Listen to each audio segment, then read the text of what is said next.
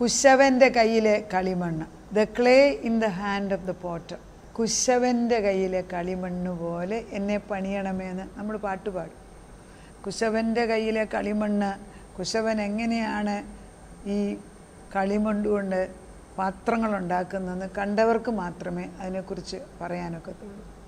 നമ്മൾ വിചാരിക്കും നല്ല മനോഹരമായ ഒരു പാത്രം കണ്ട് അത് എത്ര ഭംഗിയായിട്ട്, അത് ഏതെല്ലാം പ്രോസസ്സിൽ കൂടെ പോയിട്ടാണ് അത്ര മനോഹരമായൊരു പാത്രമാക്കി മാറിയെന്ന് നമ്മൾ അറിയുന്നില്ല. ഈ ലോക ജീവിതത്തിൽ നമ്മളും എല്ലാം വെറും കർത്താവിൻ്റെ കയ്യിലെ കളിമണ്ണുകളാണ്. അതിനെ എങ്ങനെ രൂപാന്തരപ്പെടുത്തി ദൈവത്തിന് യോഗ്യമുള്ള പാത്രമാക്കേണ്ടത് അവൻ്റെ ചുമതലയാണ്. പക്ഷെ നമ്മൾ മറുത്ത് നിൽക്കുകയാണെങ്കിൽ ദൈവം ഒന്നും ചെയ്യൂല. ബിക്കോസ് എന്താണെന്ന് ചോദിച്ചാൽ അവൻ നമുക്ക് സ്വാതന്ത്ര്യം തന്നിട്ടുണ്ട്. ആ സ്വാതന്ത്ര്യം തന്നത് എന്തിനാണ്? അവനെപ്പോലെ നല്ലത് തിരഞ്ഞെടുക്കാൻ. പക്ഷെ പാപത്തിനടിമയായ നമുക്ക് നന്മയും തിന്മയും അറിയാൻ വയ്യാതായിപ്പോയി. പലപ്പോഴും നന്മയെന്ന് തോന്നിക്കുന്ന രൂപത്തിലാണ് പിശാച് അല്ലെങ്കിൽ ജഡം വന്ന ഐഡിയാസ് പറഞ്ഞു തരുന്നത്. അവയുടെ അടുക്കലും വളരെ സ്നേഹത്തിൽ ദൈവകാര്യം തന്നെ പറഞ്ഞത്, വേറൊന്നുമല്ല. നമ്മൾ പലപ്പോഴും ചിന്തിക്കേണ്ടത് എന്തുകൊണ്ടാണ് അവ തെറ്റിപ്പോയത്? അവ തെറ്റിപ്പോയി കൊടുക്കാഞ്ഞിട്ടാണോ? സൗന്ദര്യമില്ലാഞ്ഞിട്ടാണോ? ദൈവ തേജസ്സില്ലാഞ്ഞിട്ടാണോ? ഒന്നുമല്ല. ദുഷ്ടപിശാചിൻ്റെ നുണയ്ക്ക് നമ്മൾ അടിമയായി പോകുന്നു. ദൈവത്തോടുള്ള അടുപ്പത്തിൽ നിന്ന് മാറും. അതായത് ഫെമിലിയാരിറ്റി ലീഡ്സ് ടു കൺടെംപ്റ്റ് എന്ന് പറയും. അതായത് കൂടുതൽ കണ്ട് ദൈവത്തിൻ്റെ വില കുറഞ്ഞു. നമ്മൾ ക്രിസ്ത്യാനികൾക്ക് അങ്ങനെ ഒരു കുറവുണ്ട്. നമ്മൾ ദൈവത്തെക്കുറിച്ച് പറഞ്ഞ് ദൈവത്തിൻ്റെ വില കുറയ്ക്കുന്നോ എന്ന് ചിന്തിക്കണം. എന്നാൽ ഈ ഒരു ഹിന്ദു സമുദായത്തിൽ നിന്നോ അല്ലെങ്കിൽ വേറെ ഏതെങ്കിലും സമുദായത്തിൽ നിന്നോ യേശുവിനെ കണ്ടുവരുന്നവരെ കണ്ടിട്ടുണ്ടോ? അവരുടെ കണ്ണിലിങ്ങനെ 100 വാട്ടിൻ്റെ ബൾബ് പോലെ കത്തിക്കൊണ്ടിരിക്കും. അവരുടെ കണ്ണുകളിങ്ങനെ പരതി. അങ്ങനെയുള്ളവരെ ഞാൻ ഈ അടുത്തിടെ എങ്ങും കണ്ടിട്ടേ ഇല്ല. അവരുടെ കണ്ണിനകത്ത് ദൈവത്തെ അറിയാനുള്ള സെർച്ച് അത് വിളങ്ങിക്കൊണ്ട്, അത് ഇക്കാലത്ത് ഇല്ലയോ എന്ന് ഞാൻ ചിന്തിക്കുകയാണ്. ഞാൻ പണ്ടൊക്കെ വരുമ്പോൾ ഈ പാവങ്ങളുടെ ഇടയ്ക്ക് കൺവെൻഷന് പോകും. കുറിച്ചി, പിന്നെ ചങ്ങനാശ്ശേരി ചില സ്ഥലത്ത്, അതുപോലെ തിരുവല്ലയിൽ ഈ കണ്ടത്തിൻ്റെ സ്ഥലങ്ങളിൽ അവിടെ 3 ദിവസമൊക്കെ കൺവെൻഷൻ നടത്തും. പലപ്പോഴും ഒരു ദിവസം ഞാനായിരിക്കും വചനം പറയുന്നത്. തീരെ പാവങ്ങളെന്ന് വെച്ചാൽ സാധുക്കൾ അവിടെ വരുന്നത്. നമ്മളവിടെ ചെന്ന് കഴിയുമ്പോൾ നമ്മൾ വചനം പറയാൻ പോകുമ്പോൾ അവരുടെ കണ്ണുകളിങ്ങനെ ലൈറ്റ് പോലെ കത്തും. ആ ഒരു ലൈറ്റ് ഞാൻ വേറെങ്ങും കണ്ടിട്ടില്ല. അതാണ് എൻ്റെ പ്രതിഫലം. അവരുടെ ആ മനസ്സ് തുറന്നിട്ട് ആ ദൈവവചനം കേൾക്കുന്നത്. ആ സ്ഥലമൊക്കെ ഇപ്പം മാറിപ്പോയി. ദൈവത്തിന് ഈ അപ്പോസ്തല പ്രവൃത്തിയിലും പറയുന്നുണ്ട്, അവർ ആലയം പണിയുന്നതിന് മുമ്പ് എന്നും അതിശയം കാണുമായിരുന്നു. ആലയം പണിത് കഴിഞ്ഞ പിന്നെ അതിശയം അങ്ങ് നിന്നു. അപ്പം കൂടുതൽ സുഖം വരുമ്പോഴാണ് ദൈവത്തെ ആശ്രയിക്കുന്നത് കുറവാകുന്നത്. അങ്ങനെ ആകരുത്. നമ്മൾ ദൈവത്തെ കൂടുതൽ ആശ്രയിക്കുന്നവരായിട്ട് നിൽക്കുക. എന്നും അവന് ഉപയോഗമുള്ള പാത്രമാക്കാം. ജെറമയ 18. യഹോവയെങ്കിൽ നിന്ന് യെരമ്യാവിനുണ്ടായ അരുളപ്പാടെന്തെന്നാൽ, നീ എഴുന്നേറ്റ് കുശവൻ്റെ വീട്ടിലേക്ക് ചെല്ലുക. അവിടെ വെച്ച് ഞാൻ എൻ്റെ വചനങ്ങളെ കേൾപ്പിക്കും. വചനം പഠിപ്പിക്കാൻ വേണ്ടി കുശവനെ അടുത്ത് ഉപയോഗിക്കുന്നു. അങ്ങനെ ഞാൻ കുശവൻ്റെ വീട്ടിൽ ചെന്നപ്പോൾ അവൻ ചക്രത്തിന്മേൽ വേല ചെയ്തുകൊണ്ട്, അവൻ കുശവൻ ഇങ്ങനെ ജോലി ചെയ്താണ്. കളിമണ്ണെടുത്ത് കുഴച്ച്, ആ കളിമണ്ണ് കുഴയ്ക്കുന്നതാണ്. അതിനകത്ത് ഒരു കരടോ കല്ലോ ഒരു ചപ്പോ ഒരു ഈർക്കിലോ ഒരു കമ്പോ ഒന്നും കാണത്തില്ല. അത് ശുദ്ധമാക്കിയിരിക്കുകയാണ്. എന്നിട്ട് ആ കുശവൻ എന്ത് ചെയ്യും? കുശവൻ കളിമണ്ണ് കൊണ്ടുണ്ടാക്കിയ പാത്രം അവൻ്റെ കയ്യിൽ, അപ്പോൾ അവൻ വർക്ക് ചെയ്തുകൊണ്ടിരിക്കുകയാണ്. കുശവൻ്റെ വീട്ടിൽ ചെന്നപ്പോൾ ചക്രത്തിന്മേൽ വേല ചെയ്യുക. കുശവൻ കളിമണ്ണ് കൊണ്ട് ഉണ്ടാക്കിയ പാത്രം അവൻ്റെ കയ്യിൽ ചീത്തയായിപ്പോയി. അപ്പം എന്നാൽ കുശവൻ അതിനെ തനിക്ക് തോന്നിയതുപോലെ മറ്റൊരു പാത്രമാക്കി തീർത്തു. അവിടെ നിർത്താം. ഈ കുശവൻ്റെ കയ്യിലിരിക്കുന്ന മണ്ണിന് കുഴപ്പമൊന്നുമില്ല. പക്ഷെ മണ്ണ് അത് രൂപാന്തരപ്പെടുത്തുന്ന ചക്രത്തിൽ വെച്ച് അത് വട്ടം കറക്കി അദ്ദേഹത്തിൻ്റെ കുശവൻ്റെ കൈ അത് മോൾഡ് ചെയ്യുമ്പം ആ കൈക്ക് വല്ല പാളിച്ചയോ വന്നാൽ അതിൻ്റെ ഷേപ്പ് മാറും. കുശവന് ആഗ്രഹിച്ചതുപോലെ പാത്രമാകാഞ്ഞപ്പോൾ, ഇപ്പോൾ ചൂടൊന്നും ആക്കിയിട്ടില്ലേ, ആദ്യ സ്റ്റേജാണ്. അപ്പോൾ എളുപ്പമാണ്, വയബിളാണ്, അല്ല പ്ലയബിളുമാണ്. അപ്പോൾ ഈ ക്ലേ കുശവൻ്റെ കയ്യിലിരിക്കുന്നത് ഉദ്ദേശിച്ച പാത്രം പോലെ വരാത്തപ്പം കുശവൻ അതിനെല്ലാം കൂടെ ഉടച്ചു പിടിച്ചു പിന്നെ നിലത്തോട്ട് കൊണ്ട് എറിയലാണ്. ഒരേറെറിയുമ്പം ഉള്ള ശക്തിയിലാണ് അത് എറിയുന്നത്. ഉള്ള എല്ലാ ഷേപ്പും മാറും. എത്ര പ്രാവശ്യം നമ്മളെയും നമ്മുടെ കുടുംബാംഗങ്ങളെ, ഭർത്താക്കന്മാരെ, മക്കളെ ദൈവം എറിഞ്ഞിട്ടുണ്ട്. എന്നാലും ശരിയാകത്തില്ലെന്ന് വാദം കിട്ടുമ്പം കർത്താവ് പിന്നെയും ചക്രത്തെ കയറ്റി വെക്കും. ശരിയാകത്തില്ലയോ? അത് നേരത്തെ തന്നെ ചെയ്യുന്നത് നല്ലതാണ്. അപ്പോൾ വീണ്ടും എറിയും നിലത്ത്. അത് വീണ്ടും ക്ലേ ആയിട്ട് മാറി, കളിമണ്ണാണ്. ഈ കളിമണ്ണിനെ എത്ര പ്രാവശ്യം ദൈവം എറിഞ്ഞിട്ടുണ്ടെന്ന് നമുക്ക് അറിഞ്ഞുകൂടാ. പക്ഷെ അവസാനം എന്ത് ചെയ്യുന്നു? വെറുതെ പറയുന്നു, ചീത്തയായിപ്പോയെങ്കിൽ കുശവൻ അതിനെ തനിക്ക്, അതായത് കുശവന് ഇഷ്ടം പോലെ വേറൊരു പാത്രമാക്കി മാറ്റും. ദൈവത്തിനല്ലാതെ ആർക്ക് ചെയ്യാൻ സാധിക്കും? അപ്പോൾ യഹോവയുടെ അരുളപ്പാട്. എന്തിനാ ഇത് പഠിപ്പിക്കുന്നത്? എന്തിനാ പഠിപ്പിച്ചു കൊടുക്കുന്നത്? ഇസ്രായേൽ ഗൃഹമേ, ഈ കുശവൻ ചെയ്യുന്നത് പോലെ എനിക്ക് നിങ്ങളോട് ചെയ്യുവാൻ കഴിവില്ലയോ എന്ന് യഹോവയുടെ. അപ്പോൾ ഈ കുശവൻ നല്ല പാത്രമാക്കാൻ വേണ്ടി തൻ്റെ ഇഷ്ടപ്രകാരമുള്ള പാത്രമാകാഞ്ഞപ്പോൾ അഴുക്കിനല്ല, അതിനെ വീണ്ടും നന്നാക്കാൻ വേണ്ടി നിലത്തോട്ട് എറിയുക ചെയ്ത്. നമ്മളാണെങ്കിൽ പറയും, ഈ ദൈവത്തെ ഇത്രയും നാളും വിളിച്ചിട്ട് എന്നാ ഗുണം? അങ്ങനെ പറയുന്നവരില്ലേ? ഇത്രയും നാൾ ഞാൻ ദൈവത്തെ വിളിച്ചിട്ട് എന്ത് ഗുണം? നമ്മൾ ഇടയ്ക്ക് അങ്ങനെ ചിന്തിക്കാറുണ്ടോ? എൻ്റെ ചിന്തകൾ ശരിയല്ല. ഇസ്രായേൽ ഗൃഹമേ, കളിമണ്ണ് കുശവൻ്റെ കയ്യിലിരിക്കുന്നത് പോലെ നിങ്ങൾ എൻ്റെ കയ്യിലിരിക്കുന്നു. എൻ്റെ കയ്യിലെ കളിമണ്ണാണ് നിങ്ങൾ. ഞാനാണ് നിങ്ങളെ സൃഷ്ടിച്ചത്. ഞാനാണ് നിങ്ങളുടെ ഉടമസ്ഥൻ. ഞാൻ ഒരു ജാതിയെക്കുറിച്ചോ ഒരു രാജ്യത്തെക്കുറിച്ചോ അതിനെ പറിച്ച് ഇടിച്ച് നശിപ്പിച്ചു കളയുന്ന അരുളി ചെയ്തിട്ട് ഞാൻ അങ്ങനെ അരുളി ചെയ്ത ജാതി തൻ്റെ ദുഷ്ടത വിട്ടു തിരിയുന്നുവെങ്കിൽ അതിനോട് ചെയ്യുവാൻ നിരൂപിക്കുന്ന ദോഷത്തെ ഞാൻ അനുതപിക്കും. അതായത് ദൈവത്തെ അറിയാതെ ദൈവത്തിന് ഒരു ജാതിയെ ദൈവം പറയാൻ ഇപ്പോൾ നശിപ്പിക്കുമെന്ന് പറയുമ്പം അവരനുദപിച്ച് പ്രാർത്ഥിക്കുകയാണെങ്കിൽ കുശവൻ ചെയ്തതുപോലെ എനിക്കിഷ്ടമുള്ള പാത്രമാക്കാൻ എനിക്ക് അവകാശമുണ്ട്.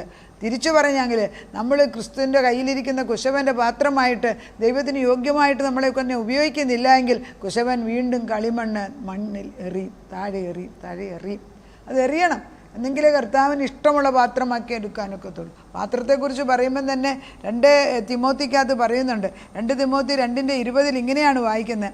2 തിമോത്തി 2:20, എന്നാൽ ഒരു വലിയ വീട്ടിൽ പൊന്ന് വെള്ളിയും കൊണ്ടുള്ള സാമാനങ്ങൾ മാത്രമല്ല മരവും മണ്ണും കൊണ്ടുള്ളവ ഉണ്ട്. ചിലത് മാന്യകാര്യത്തിനും ചിലത് ഹീനകാര്യത്തിനും ഉപയോഗിക്കുന്നു. അപ്പോൾ ഒരു വീട്ടിൽ അധികമായ സാധനങ്ങൾ ഉണ്ട് എന്ന് പറയുന്നു. ഒരു വീട്ടിൽ പൊന്നു കൊണ്ടുള്ളതുകൊണ്ട് വെള്ളി കൊണ്ടുള്ള സാധനം മരം കൊണ്ട് മണ്ണ് കൊണ്ടുണ്ടാക്കിയത്, അതിനൊക്കെ ഉപയോഗങ്ങൾ വ്യത്യാസമുണ്ട്. ചിലത് മാന്യകാര്യങ്ങൾക്ക്, ചിലത് ഹീനമായത്. ശരിയല്ലേ? കറക്റ്റല്ലേ? നമ്മൾ സ്വർണത്തിൻ്റെ ഒരു പാത്രം ഒരിക്കലും കൊണ്ട് അടുക്കളയിൽ വെക്കത്തില്ല. ബാത്റൂമിലെ ബക്കറ്റ് കൊണ്ട് ഫ്രണ്ട് റൂമിൽ വെക്കത്തില്ല. അക്കത്തിന് ഓരോ സ്ഥലമുണ്ട്. ഒരു ഭവനത്തിനകത്ത് എവിടെ ഇരിക്കണമെന്ന് ദൈവമാണ് തീരുമാനിക്കുന്നത്. അത് നമുക്ക് തോന്നിയ പോലെ ചെയ്യാനല്ല. ദൈവം ഇഷ്ടം പോലെ തൻ്റെ കുശവൻ്റെ കൈക്കനുസരിച്ച് ഉണ്ടാക്കിയ ഓരോ പാത്രം ഒരേ കളിമണ്ണിൽ നിന്നാണ് പല ഷേപ്പ് ഉണ്ടാക്കിയത്. ചിലത് മുൻവശത്തെ മുറി വെച്ചു, അത് ഫ്ലവർ വൈസ് ആയിരിക്കും. ചിലത് അടുക്കളയിൽ, അത് ചട്ടിയായിരിക്കും. ചിലത് ബെഡ്റൂമിൽ, അത് ദൈവത്തിൻ്റെ ലാമ്പായിരിക്കും, വിളക്കായിരിക്കും. ഇങ്ങനെയൊക്കെ നമ്മൾ നോക്കുമ്പം കർത്താവിൻ്റെ കയ്യിൽ കർത്താവ് തനിക്കുള്ളവരെ അറിയുന്നു എന്നും കർത്താവിൻ്റെ നാമം ഉച്ചരിക്കുന്നവരെല്ലാം അനീതി വിട്ടകന്ന് കൊള്ളട്ടെ എന്നും ആകുന്നു അതിൻ്റെ മുദ്ര. എന്നാൽ ഒരു വലിയ വീട്ടിൽ പൊന്നും വെള്ളിയും കൊണ്ടുള്ള സാമാനമുണ്ട്. സാമാനങ്ങൾ മരവും മണ്ണും കൊണ്ടുള്ളവയുണ്ട്.